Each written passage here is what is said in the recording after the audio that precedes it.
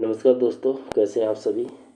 आशा कर रहा हूँ कि आप स्टॉक मार्केट के अंदर कोई भी अपनी एनालिसिस के बेस के ऊपर कोई ना कोई आप पक्का ट्रेडिंग मार्केट की आप नॉलेज गेन कर रहे होंगे। ठीक है।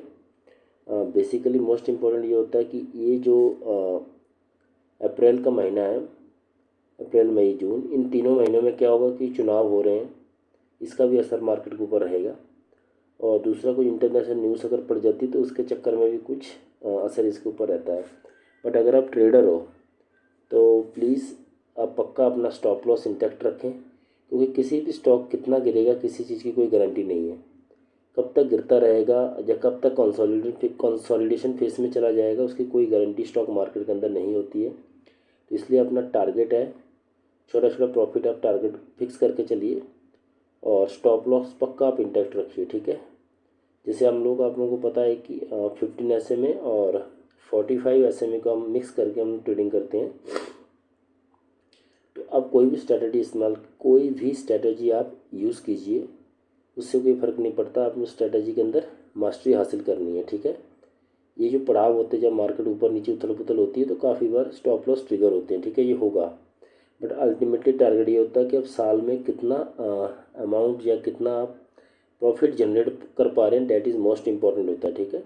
तो ये जो पल आते हैं जहाँ स्टॉक मार्केट ऊपर नीचे होती है, ये आपका टेस्टिंग होता है कि आप स्टॉक मार्केट के अंदर अपने आप को कैसे कर पा रहे हैं। ठीक है। जिस हिट के अंदर लोहा गर्म किया जाता है, तो basically this are the face जिसमें आपने हिम्मत नहीं हारना है और अपना स्टॉप लॉस पक्का इंटैक्ट रखना अगर आप ट्रेडर हो।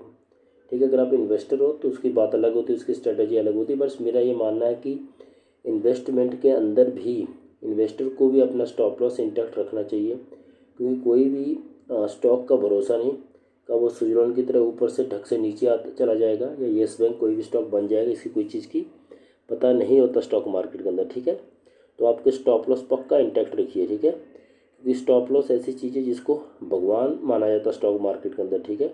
तो स्टॉप लॉस की आप पक्का पूजा करना, स्टॉप लॉस इंटैक्ट रखना और टारगेट भी आपने इंटैक्ट रखिए। ठीक है। छोटे छोटे प्रॉफिट आप जैसे 1:1 या 1:2 पे बुक करते रहिए और अपना ट्रेलिंग स्टॉप लॉस को आगे बढ़ाते रहिए। ठीक है।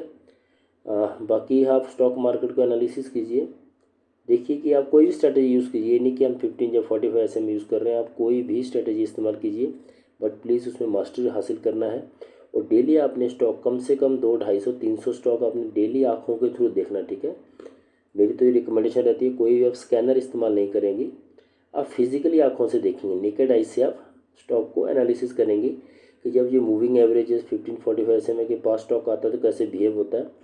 पोजिशनल ट्रेडिंग के लिए वीकली कैंडल देखिए, अपनी नॉलेज आप गेन करते रहिए।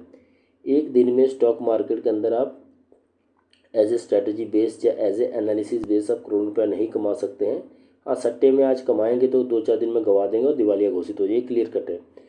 आप अपने पक्का एनालिसिस के ऊपर ही आपने विश्वास करना है और हार्ड वर्क करना है, तभी स्टॉक मार्केट के अंदर आपने इन्वेस्ट करना है या ट्रेडिंग करना है। ठीक है। तभी आप लंबी दूरी सफ़र तय कर पाए। जितना आप मेहनत करोगे उतना ही स्टॉक मार्केट के अंदर सक्सेस होने के आपके चांसेस होते हैं।